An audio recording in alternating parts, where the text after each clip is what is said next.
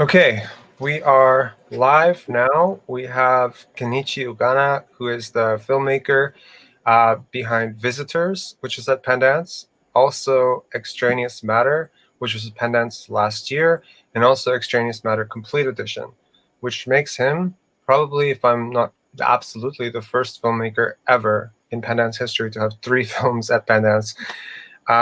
Incredible, so happy to have you. We also have Toru, who's one of our founding members from 2017. She's been there since day one, and she's generously offered to be our translator today. So firstly, let me get myself back on screen. So first question for Kenichi will be, what was your question that you were after in Visitors? ビジターズっていう映画で、どういう問題を取り扱おうと思って探求していたのでしょうか。ビジターズは日本では大ごとなんですけど、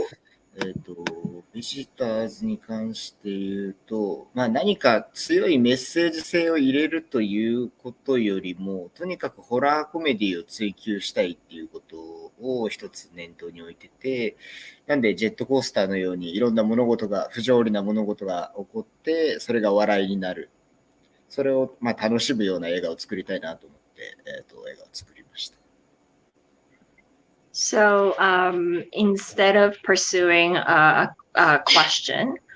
it was more focused for him. It was a pursuit of creating a perfect horror comedy, of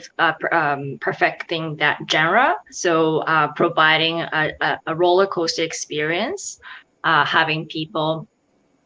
laugh and enjoy the comedy in senselessness of the situation presented by the story. Okay. My second question will be about extraneous matter. So my question for Kenichi is, with this type of film, which has such explicit nature, okay, is it difficult to find film festivals in Europe and specifically North America that will agree to program this film? 異物の映画祭に参加する際に、異物を映画祭に応募する際に、欧米の映画祭の場合、内容が結構激しい過激な内容を扱っているために、大変なこととかありましたか？そうですね。やっぱり映画祭によっては、嫌われてる映画祭もあるとは思うんですけど、多分そういう映画祭とは話す機会がないというか、もう門前払いされちゃっているんで、具体的にどこの部分がという部分は、ないんですが、おそらく女性に触手が襲いかかるという部分に関して、嫌われている部分はあると思います。ただ、その一方で、最終的に異物は、20カ国80ぐらいの映画祭に行って、多分このペンダンスが最後なんですけど、で、部門としてはホラー部門だったり、SF 部門だったり、あとはエロティック部門だったり、最高部門だったり、コメディ部門だったり、結構いろんな部門に、入ることができて、それはこういう内容だからだったんだろうなと思っています。そして今のところ最後の映画祭ということで、ペンダンスで上映していただけることを非常に光栄に思っています。All right, so because of the explicit nature, it's very likely that there were many film festivals that didn't approach or, might have not engaged with the film. But then as far as he's concerned, he didn't have a conversation based on that type of feedbacks with any festivals. So the the film has entered over 80 festivals around the world, in 20 countries, and Pendance Film Festival being one of the last festivals that the film screened, and he's really happy about that. And he said that it's due to the fact that the content of the film is very provocative, so that it actually reached cross genre. So like it's entered into horror, it's entered into science fiction genre, comedy, erotica. So there's so many different genres that festivals around the world really embraced the film as. And then he's really happy that it's reached to such wide audience around the world.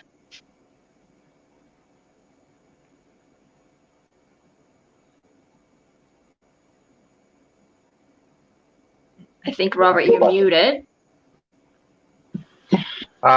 Okay, sorry. So we have a question from Carmen, which is what we would really like to know what the creatures were made from. 異物に出てくるそのキャラクターは何から作られたのでしょうか。まず一つは、日本の葛飾北斎という画家がいて、でその葛飾北斎の絵で、タコが女性とセックスしてる、絵があるんですね。でそこに影響を受けてタコのようなものにしたくて、であと表情はあまり見せたくなかった、観客に想像させたかったので、目はつけずに、であとは、鉄夫という映画があります。日本の塚本慎也監督の鉄夫という映画の、サイバーパンクなイメージとかにも影響を受けてます。So it was originally inspired by a Japanese artist, Hokusai. I think a lot of people know of the artist. One of many thousands of his work featured an large octopus having a sexual intercourse with a woman, and that was like one of the original inspirations. Plus, the reason behind the creature not having, a lot of close-ups or like eyes it's to sort of provoke the imagination of the audience. And there is a film. Sorry, if you can repeat that name of the film. もう一回。鉄夫。塚本慎也の。So there's a film by another Japanese director that he was inspired by, and then with a cyberpunk undertone to the genre.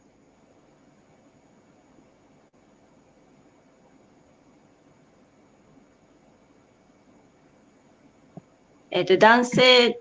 としてその女性の感情とかその表現をするのは大変でしたかという質問が来ています。まあそうですね。もちろん違いはあるので、そこの難しさっていうのはありつつも、ただ分からないことはいい意味で分からないものとして、描こうと思いましたし、あとは個人的にはそうですね。例えば異物って途中で出てきたクリーチャーもそうですし、あとは他の他人それぞれにしても結局分からないことが絶対あると思うんですね。なので、女性だから難しいということよりも他者のことは分からないけれどもその他者を愛するというか分かろうとする行為が大事だと思っていて、そういう意味で、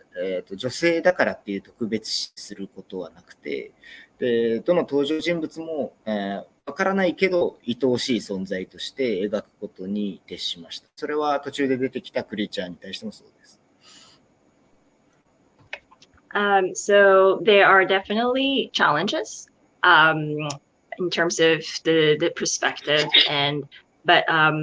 the focus was the pursuit of understanding the other, not so much the sex-based difference, in terms of perspective, but the love and the kinship and of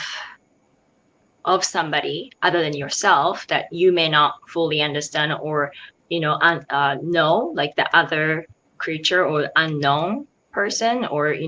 that was the theme.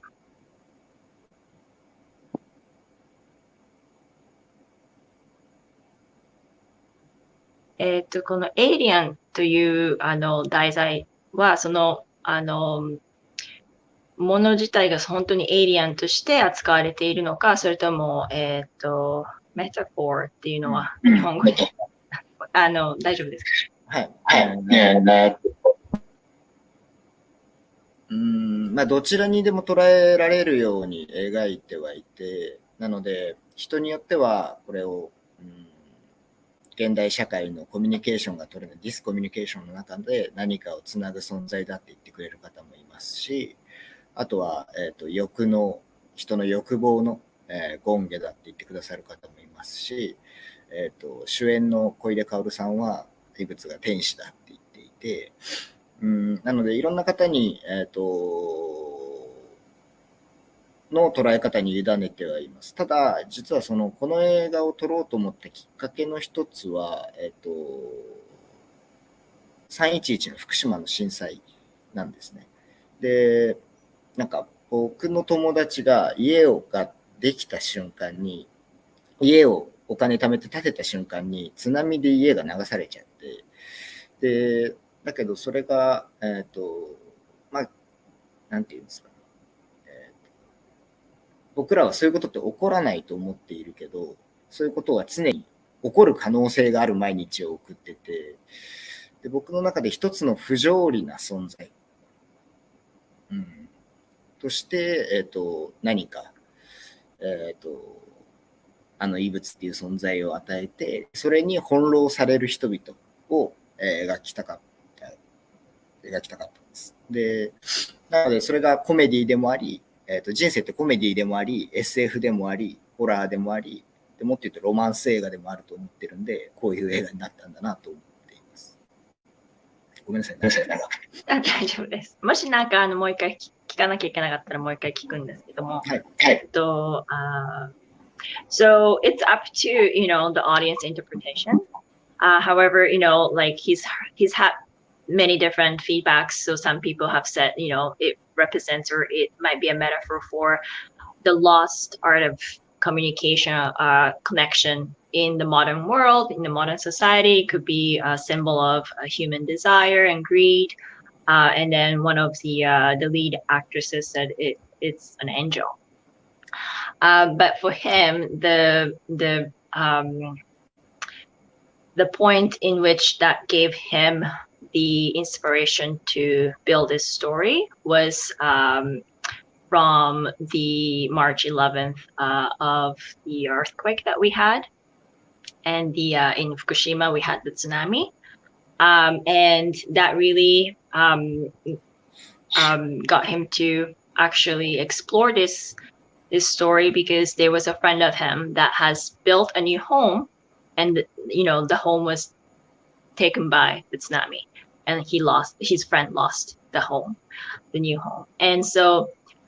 going through people's experience and hearing those stories got him to think that the life has so many different aspects to it. It could be a horror at one instance, it could be a comedy at another instance, and there are so many unexpected things that happen in life that you really cannot even imagine, that could sometimes feel senseless, completely senseless. So how all these different elements in life affect people, he wanted to capture that, all those different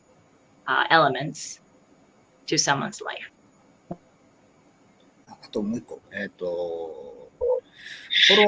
昔のエクストレニアスマターを撮った時はまだコロナ前だったんですね。で、最初そういう不条理な映画を撮りたいと思って撮ったんですけど、COVID-19 の影響で、どんどん社会の方が、現実の方が不条理になってしまって、映画がそれに負けるわけにはいかないということで、残り3つの短編を撮って、長編にしましたっていうことと、あとはなんか、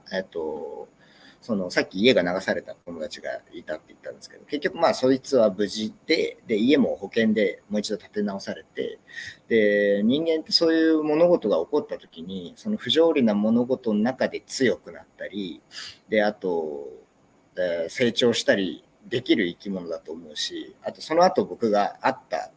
そいつに久々に会ったら、それをネタに女の子に笑いを取ってたんですね。だからそういう笑い飛ばせる不幸というか不条理な出来事も笑い飛ばせる強い生き物だと思って、そういう願いを込めて作りました。この COVID-19 の状況でもっていうですね。So his story was developed pre-pandemic, so prior to 2020. And so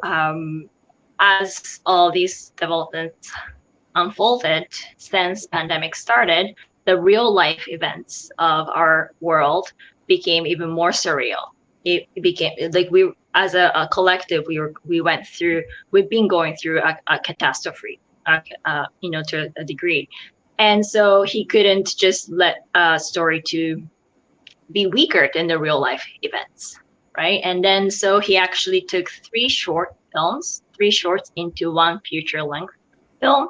The friend that he had shared about, the friend who lost the house in tsunami, is doing well, alive and well, and his home was actually insured, so he's doing fine. And even though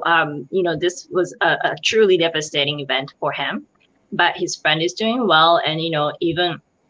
after the event, he was able to get on his feet and even share his story to kind of like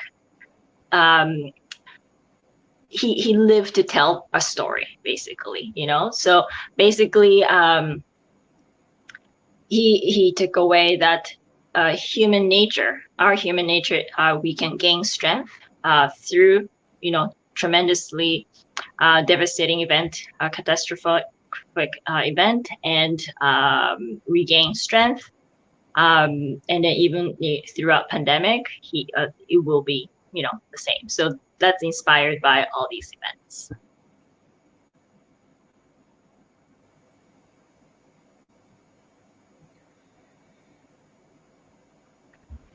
音楽ですね。サウンドトラックはどういうふうに作られているのか、どういう影響があったのか、すごく重要なポイントだと思いますっていう質問が来ます。音楽に関して言うと、まず、そうですね。音楽を作ってくれてる人が、小野川博之さんという方で、彼は、石井壮吾監督の映画だったり、あとは深田浩二っていう監督の映画だったり、すごく日本の中で著名な映画監督の、音楽を作っている方ですごく信頼しています。で、それと同時に、各チャプターごとに僕はテーマを設けてて、で、音楽で言うと、1個目がノイズテクノ、をつけてて、で、第2章はブルースをつけてます。で、それは第2章をブルースをつけた理由は、僕は第2章はコーヒー&シガレッツ&エクストレニアスマターっていうテーマがあって、で、そのジム・ジャームシュっていう監督の、コーヒー&シガレッツっていう映画があるんですけど、それに影響を受けてたんでブルースをつけました。で、第3章に関していくと、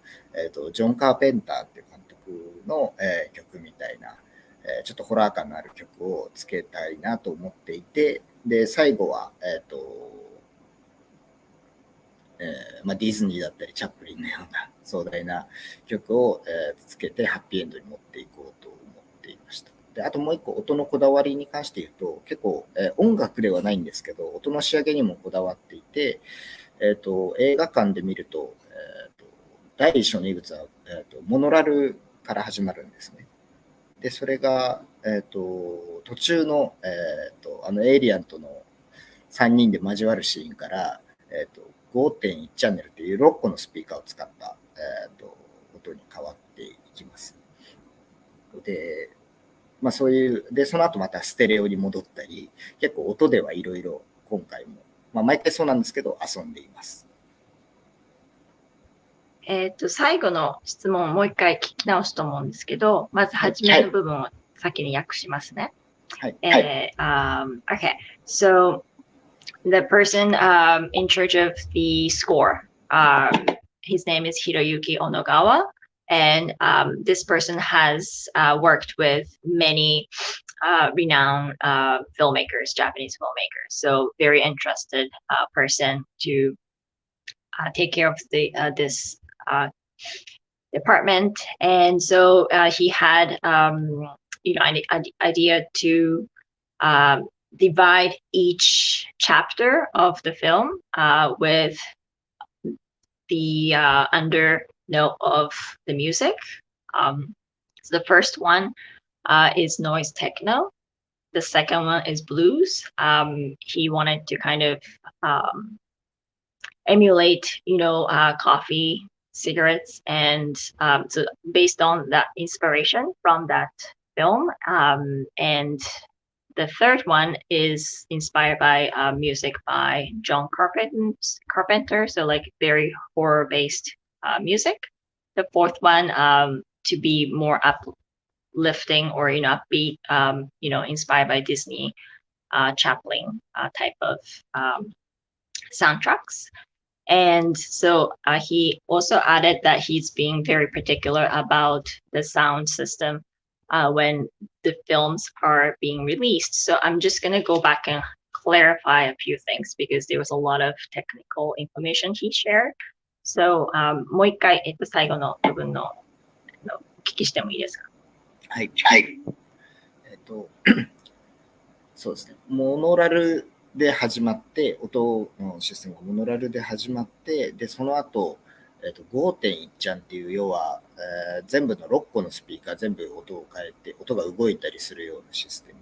に途中から変わったり、またその後、ステレオっていう、要は右と左の両方のスピーカーで音を分けるようなものに戻したりとか、シーンだったり、チャプターごとにそれを変えていて、なんで、音楽ではないんですけど、そういった音っていうところには毎回こだわって、やっていて、異物はそんな仕掛けをやっています。Okay, so he wanted to expand on the sound system, how it's so each chapter, there are 4 chapters in the film, and each chapter not only has a different element to the score and the music, but the way that the sounds come out from on the screen during the screening. So the first one would be the mono, the one speaker system. And then the second scene chapter would have 6 speakers. And then it would switch to stereo, sound system. So there were so many different ways that he wanted to kind of get creative with that delivery of sound.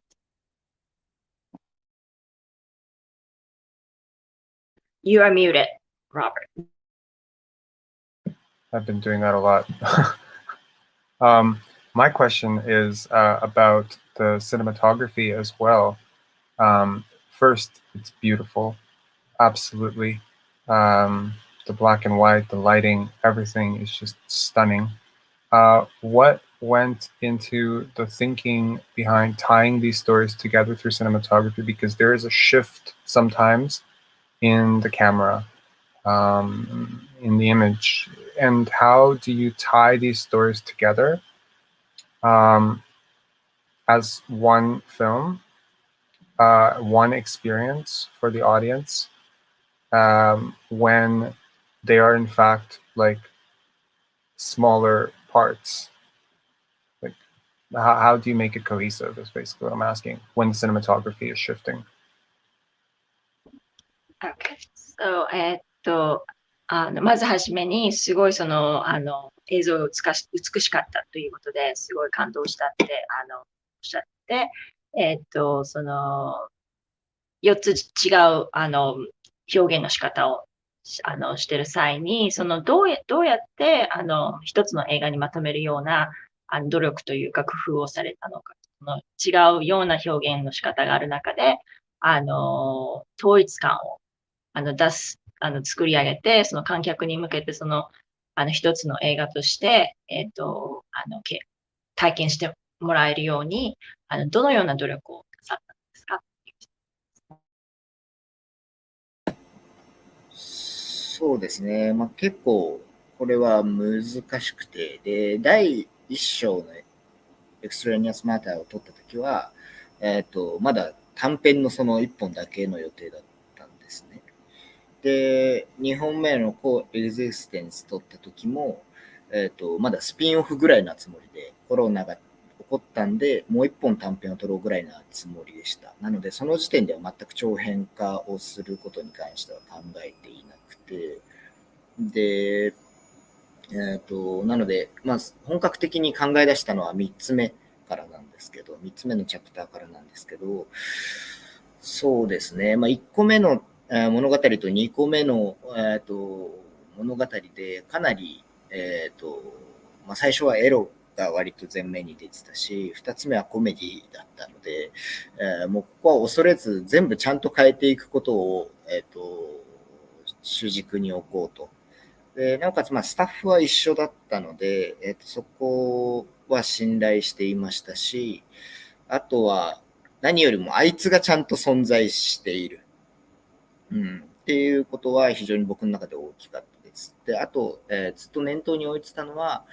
何かに不満を持っている人たちに対して何か橋渡しになるような存在、彼らが成長するきっかけになるような存在としてあいつを捉えるような脚本であるっていうことはずっと統一してやっていこうと思っていました。っていうのが多分最終的な部分なのと、あとは最後ですね。最後のチャプターで、第一章の異物の彼女を、最終的に何て言うんですかね。明確に何か成長させてあげられるような物語にしようと、思ったしたことによって、統一感は明確に出たかなと思います。あと、絵に関してはすごい僕も自信があったんで褒められて嬉しいです。Okay. So your question definitely hits one of the main challenges that he experienced since at the beginning of chapter one. Chapter one was initially conceived as a short film. And then in chapter two was sort of a spin-off version based on the first one. And that's when, COVID started to happen. The pandemic was, starting to happen. And, but still initially in those first two stages, he was not thinking of the film as a one lengthy, feature film or, longer film. So around the time when he started to work on the part three is when he was starting to see it as one film, and he made a decision to connect these stories. And then he also made a decision that let's give each part its own unique element. So the first one deals a lot more with sexual nature, and then the second one is comedy. And so there was a decision to sort of embrace each element and give a story the different expression and delivery. And so the same crew, and then of course the same main creature. And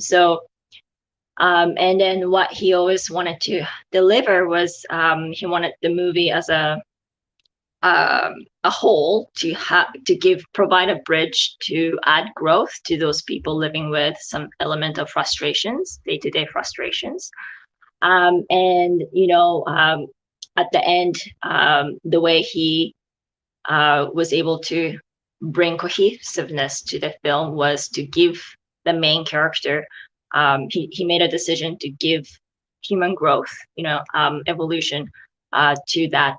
main character. So to add growth to that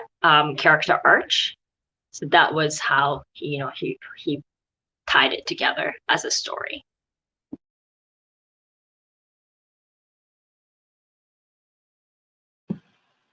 Thank you so much. This one last question we have is it's a little bit, it's been asked throughout this, you've talked about it. With this film being about loneliness, how prevalent is loneliness in Japan? And do you think it is worldwide epidemic? Even though we are more connected than ever, are we more lonely now? 日本社会の中におけるなんていうんですか、そのロンリネスっていうの、日本語でも多分同じだと思うんですけど、孤独感というか、それはその日本社会の中ですごく強く現れているものか、それともその世界に共通して起こっている現実の現代の問題なのか、どう思われてますか？まず一つは、孤独自体は多分全世界的に起こっていることではある。みんな抱えているものだとは思っていて、だからこそ、これだけ、そうですね、他の20カ国の映画祭とかでも受け入れられた部分でもあるんですけど、それと同時に、やっぱりその、セックスレスの問題とか、それに踏み込めない、なんていうんですかね、キャラクターとかいうのは、ある程度日本特有のものなのかなと思っています。で、あとは第三章の上司になかなかうまく最初思ったことを言うのにちょっと勇気がいるとか、そういうところも含めて、これは日本特有の問題なのかなと思ってますし、多分全世界共通にその孤独はあると同時に、その孤独のあり方を今回異物で描いたのは、最終的にこれはもう結果論ですけど、日本特有の孤独のあり方にはなったのかなと思ってます。So the sense of loneliness is really universal. It's present in every culture around the world, and the fact that this film was well received in over 20 countries really speak to that. The fact that that's really our what we all experience and feel internationally, but the way that the loneliness was portrayed and expressed or featured through this film is very particularly unique to how the Japanese people live with the sense of loneliness, particularly shown with the culture of sexless lifestyle, like couples and people not having sex or not being able to engage in sex. That's very unique to Japanese society. Another thing that is very unique to Japanese society is just the workplace dynamic between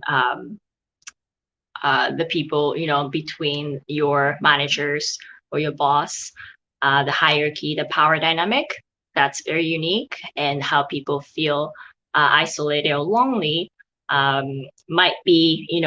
experienced throughout different countries and cultures, but the way that it is portrayed is very unique here in this film.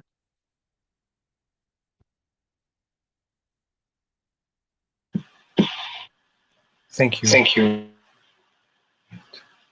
ありがとうございました。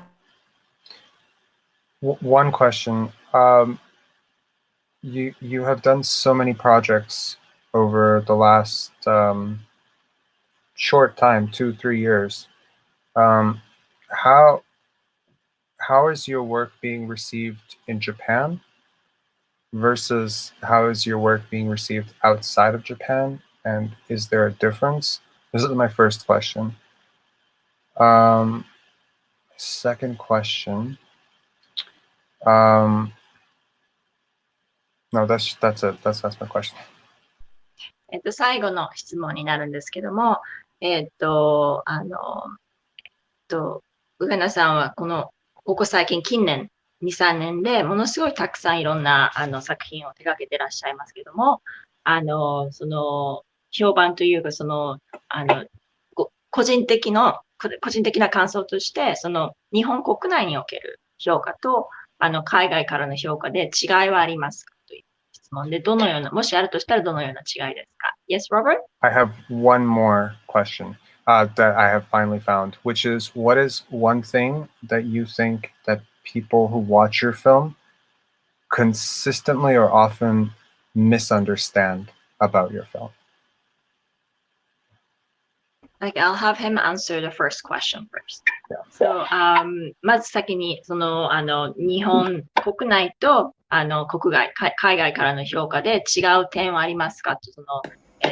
宇賀田さん、作品一般に関して。で、もしあるとしたら何でしょうかというのと、それともう一つ最後の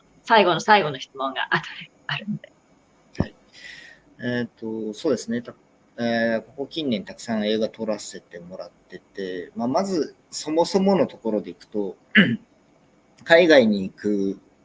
映画祭で上映していただける映画、例えば今回でいうビジターズとExtraneousまたコンプリートエディションみたいな映画は、と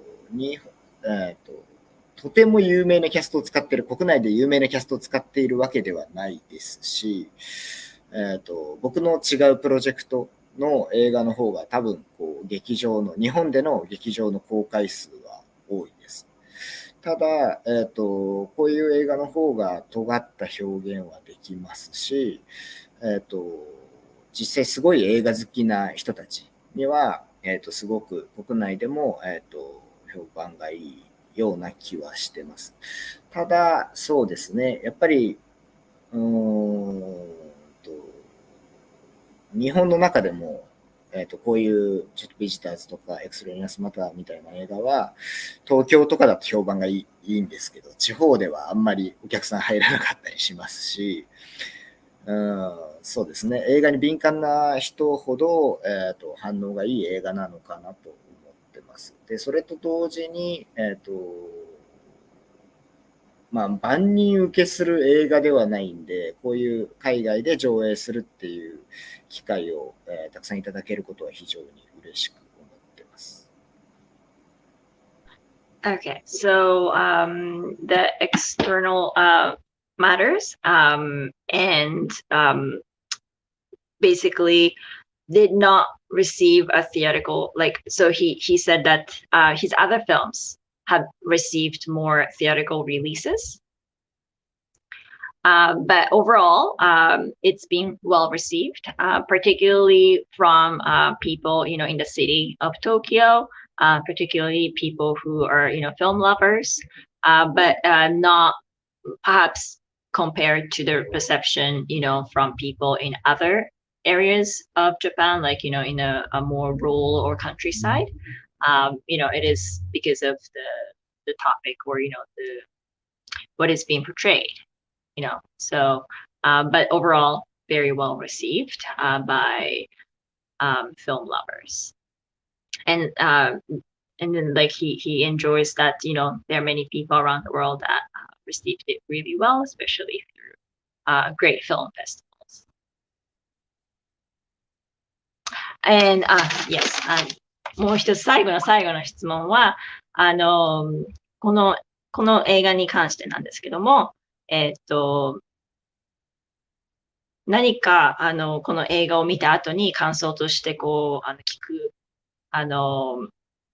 見た方からの感想で、よく誤解とか勘違いを、受けてるなって感じるような、場面とか部分はあるのでしょうかっていう質問です。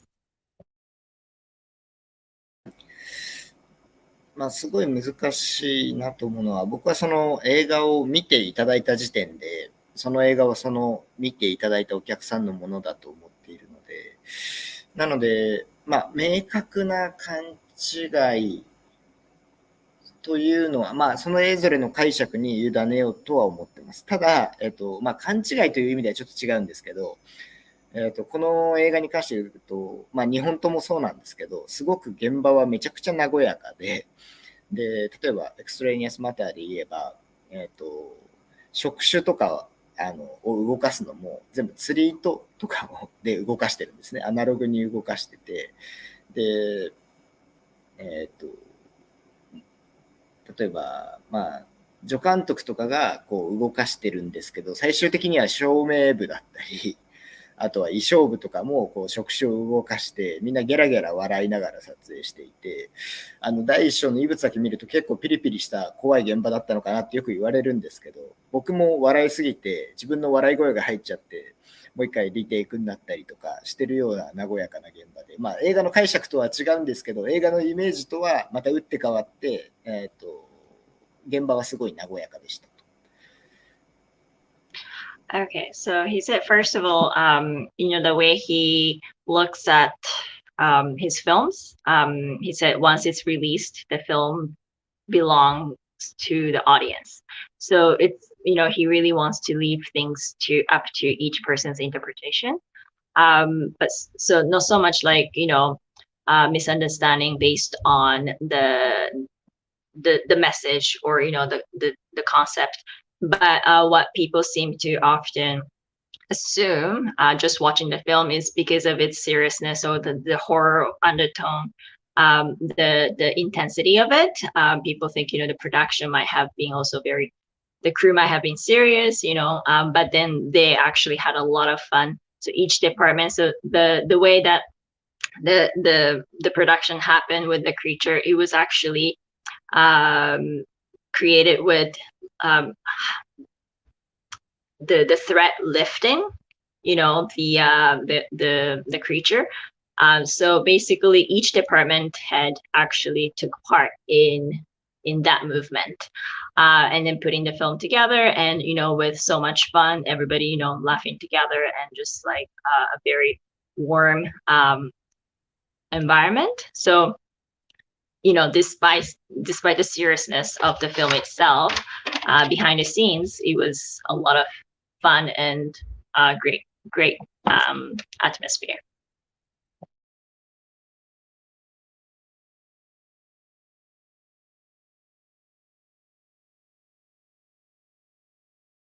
You're still muted. I know. I'm going to try to bring this up. I hope I didn't completely... Is this correct? Google Translate? We really loved your movie? Yes, it's a great translation.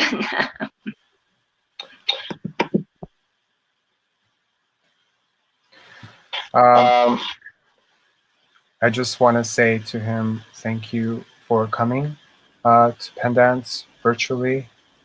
We hope we will see him in person, hopefully very soon. 今回この映画祭はオンラインで開催されましたけども、次回はちゃんと実際会えるように楽しみにしています。とてもありがとうございました。いやこちらこそすごいありがとうございました。なんかこんな変な映画をかけていただける場所があることはすごく嬉しいですし、なんか勝手にペンダンス映画祭にはすごく親近感を持ってます。で、僕もまた後も何本かまた変な映画たくさん撮ったんで、来年は直接お会いできることを願って、これからも映画作っていきますのでよろしくお願いします。So thank you so much for having our film and our unique, eccentric film. And since the last one, there has been many more projects that has been in the works. So looking forward to actually meeting in person, and he feels really close to Pendants Film Festival, even with the distance. Thank you so much. Thank you. Bye. Toru, stick around.